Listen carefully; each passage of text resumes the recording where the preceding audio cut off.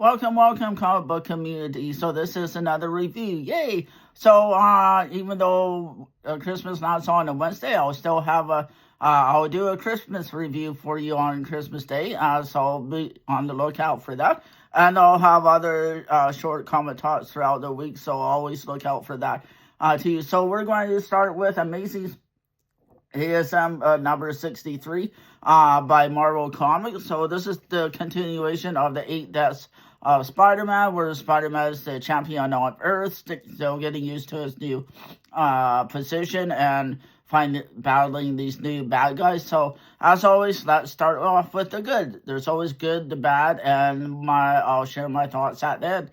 Let's start with the artwork. As always, very nice. As you can see on the cover, the artwork is very bright, bold, high.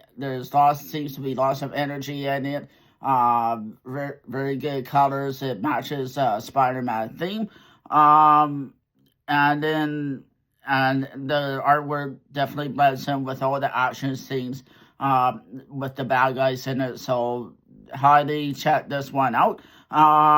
There's like I said earlier, there's nice fast-paced action scenes with these new bad guys Spidey's supposed to be battling. There's one little bad guy who pops into his past and tries to diverge Spider-Man, so that's kind of a different plot twist.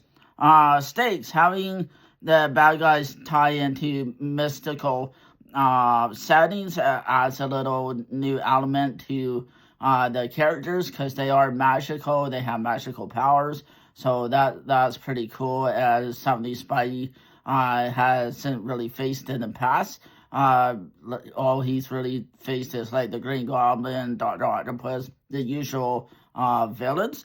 As your supporting characters, Randy Robertson and his girlfriend Jane whatever in the comics as well. They're having coffee and talking about Spider-Man's pictures, because he's trying to balance his life as Peter and Spider-Man being champion, but he has no one to talk to. Cool ad on the back with Star Wars Vader number 1 Legacy. That's going to be a cool, looks like a cool read. And now for the bad. Unfortunately, with every good, there's always negative. So you can't have one without the both. For the bad, let's start off with the pacing. The pacing feels a little inadequate. Like most issues, sometimes it starts really good, it slows down.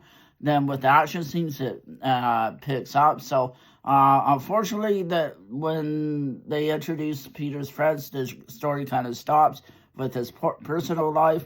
For the pacing, it slows right down, but it picks up with all his fighting scenes. So they can't seem to have one or the other. That's which is not cool.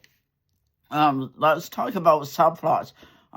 They're trying to put too many subplots, not making one main plot where Spider-Man's being champion. They're trying to balance his life with his friends, with everything else, and so there's a little bit too much going on. They should either say, hey, we're going to focus on the champion for a bit, or we're going to focus on his life, which I don't think people really like. So yeah, there's some pacing issues.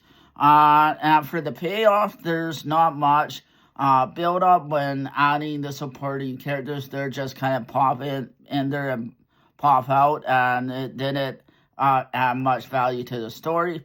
So overall, this has a flash of brilliance, but it also frustrated a little bit with using the supporting characters, because they're just there to slow the story down. So either way, as part of the run, it's not a key issue, as always. So it is what it is, but the artwork's really good. So, I mean, I'll leave the conclusion up to you guys whether it should be good or not. But those are my thoughts on it for ASM number 63, new pickup for December. And yeah, stay tuned for more to Comic Short Talks. And Sundays, I'll do vintage votes. Thanks, everybody.